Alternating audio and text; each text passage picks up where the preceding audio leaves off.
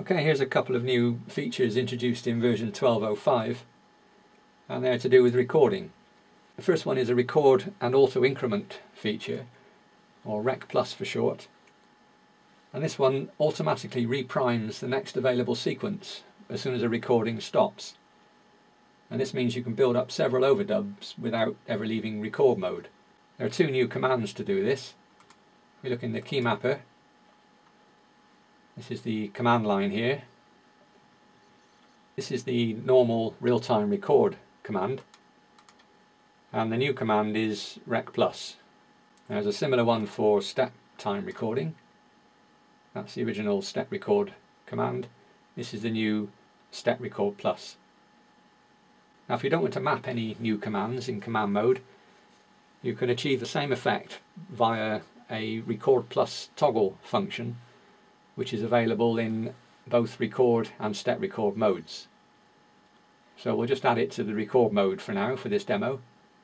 I'll pick a spare recordable key, and in the drop down list this is the new function record plus toggle.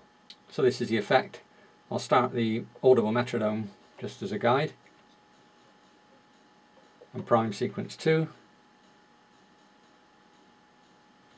You can see the input line is showing us real-time record, and I'm going to just press this toggle button here and we go into record plus mode. If we press it again, it toggles between the two states. Right, I'll just start recording, and as soon as the recording finishes it will go on to the next sequence, and as soon as that one finishes it will go on to the next one, until I either press escape or you run out of sequences.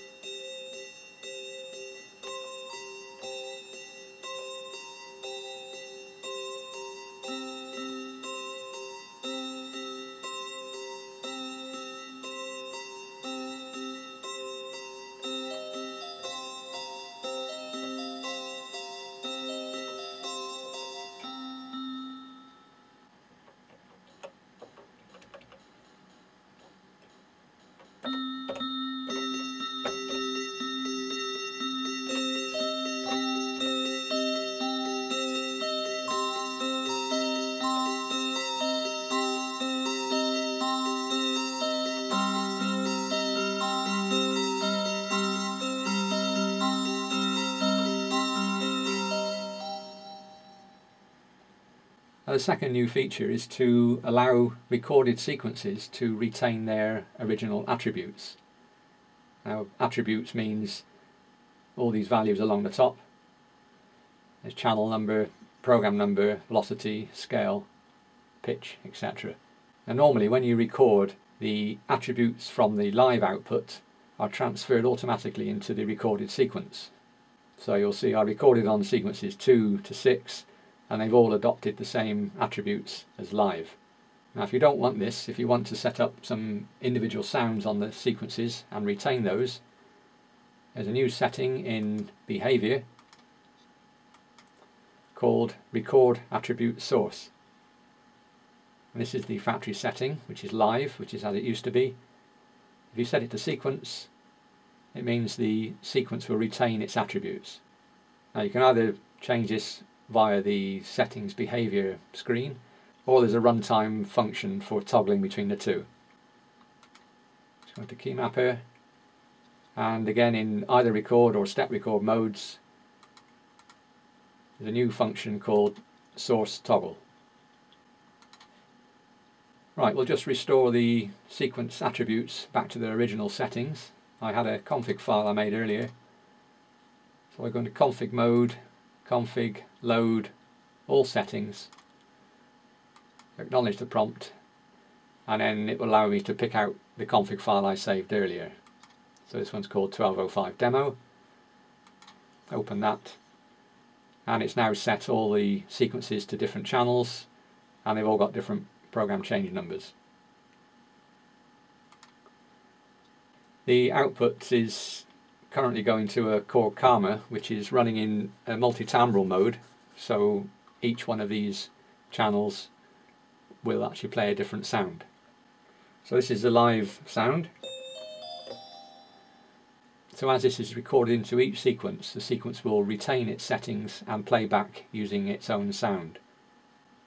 So if we record to sequence 5, say, which is set to this particular sound, sequence 5 record,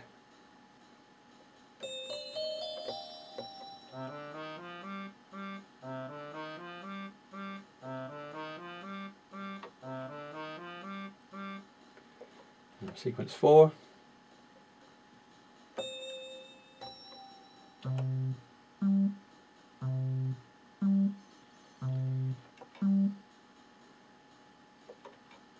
now if you don't like that change in sound as you're actually recording, there's a further option in the behaviour which transfers the source attributes back into the live. And this means the live sound will change just as you start recording, but it will be exactly the same as the sequence, so you can record more accurately. This is quite important if you're using a sound with a slow attack, as it might affect your timing. So again, this is our live output. Record on sequence 4, it will immediately change.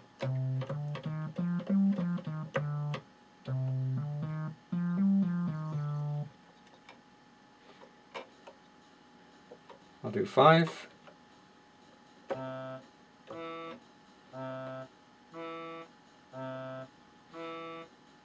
Six.